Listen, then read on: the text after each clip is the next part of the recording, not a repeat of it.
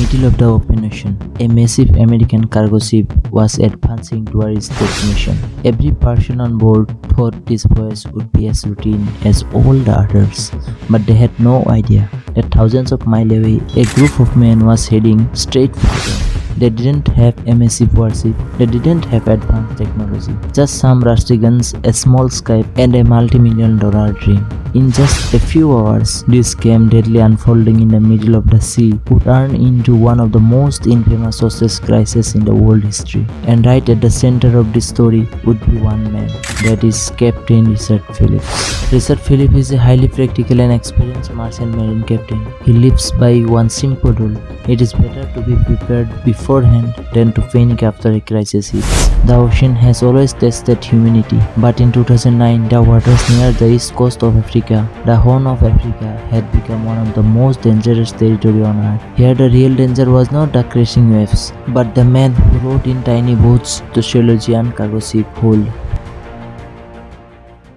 The story kicks off just before the voyage begins. Richard is sitting in the car with his wife Andrea. They are having a normal conversation about their children's future and the growing competition in the world. It's a simple exchange, but it perfectly establishes Richard's character. He isn't a man who leaves his head up to luck. He relies entirely on his preparation. Meanwhile, in a coastal village in Somalia, a place where poverty, hunger, and civil war have completely stripped the youth of their future, a skinny but sharp young man named Muse is burning with the desire to change his destiny. When a local pirate bosses select boys for a new mission, Muse steps up to the very front without a single second of hesitation. For him, this is not just a robbery, it's his one and only ticket out of this hell. Sometimes later, Richard arrives at the port in Oman, where his ship Alabama is docked, loaded with thousands of tons of commercial goods and relief cargo. The massive vessel is gearing up to set sail for Kenya. The moment Richard steps onto the ship, he gets straight to work. He meets with the crew, inspects the bridge, and reviews the navigation route. But the second his eyes land on the Somalian coast on the route map, his guard drops. He knows they are stepping straight into the dead zone. The Alabama pushes forward into the sea. To test his crew alertness, Richard initiates a surprise security drill.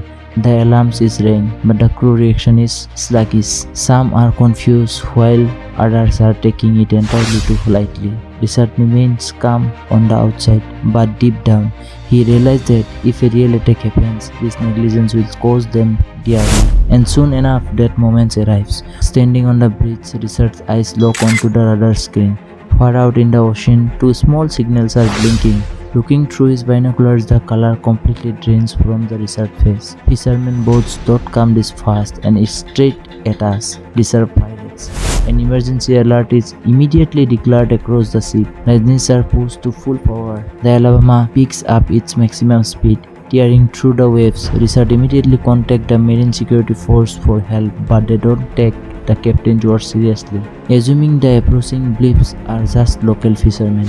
Muse's small speedboat is closing the gap terrifyingly fast. Here Richard pulls a brilliant psychological move. He grabs the VHF radio and bluffs, pretending to be the Maritime Security Force himself. He speaks over the open frequency, acting as if a naval warship is rushing to their aid and a gunship helicopter is just 5 minutes away. The trick works. One of the pirates' boats gets scared and backs off, but Muse's boat does not stop. Richard instantly realizes that there is no fear in this kid's eyes, only pure, unyielding stubbornness. Now Richard uses the massive wave violently from the ship propellers. The Alabama steers into a sharp zigzag motion, but a sudden ocean wave crashes into Muse's boat, killing its engine.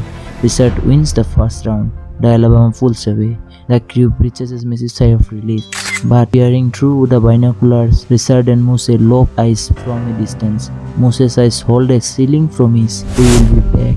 That night, the atmosphere on the ship is suffocatingly tense. The crew suggests arming themselves, but Richard calms them down, stating, "Our job is not to show bravery, it's to get this ship out safely." After some time, Richard writes a brief email to his wife, and as he closes it, its shadow of the incoming storm is clearly visible on his face. But on the other side, out there in the pitch black ocean, Muse has solved the engine problem and is tying two small ladders together to craft on long boarding ladder. perfectly measured to scale the Alabama's towering deck. The next morning, the captain awake and Richard sprints straight to the bridge. This time Moses' boat is alone, but it's now equipped with two highly powerful engines and that dangerous leader is strapped to the front. The captain frantically contacts the militant security force once again.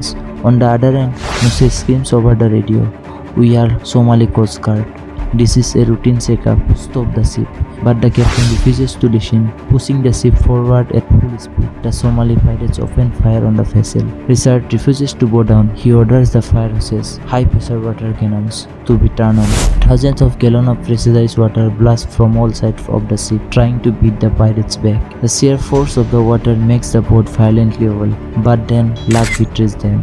Unable to withstand the heavy water pressure, hose number 7 trips entirely off its mount. A massive, vulnerable gaps open up in the middle of their water seal. Moses' eagle-like eyes spot the opening instantly.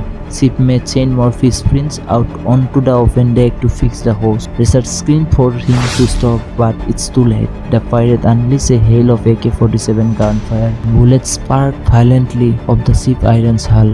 Murphy dives into hiding, barely saving his life. Moses manages to hook his ladder onto the Alabama. Down below, his own boat is shattering. The ocean is ready to clear it whole.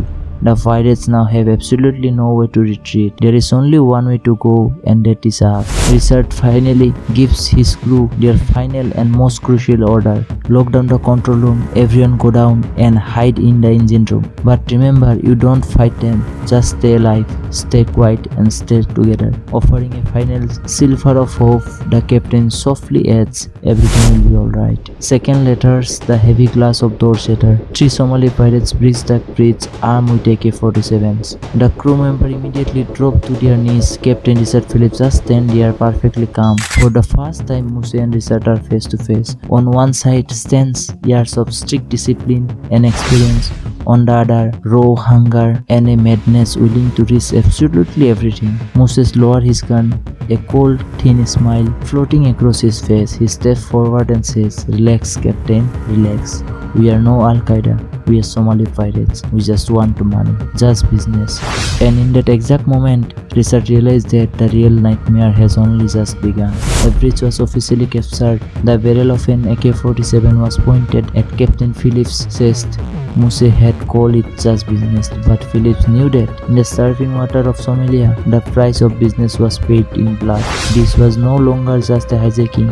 It was about to become a brutal psychological game of chess. Because while the pirates had made it onto the ship, they were completely did not have the idea the fact that deep inside the dark, maze-like belly on the engine room, the hidden crew had already laid a trap waiting to welcome them. A trap that in the next few minutes was going to completely flip this business game upside down. We'll get to see the rest of this grieving story in part 2. Until then, hit that like button on this video, comment down below with your absolute favorite scene, and don't forget to subscribe to the channel and ring the bell icon. Select all. That way, whenever a new video drops on this channel, you'll be the very first to get notified.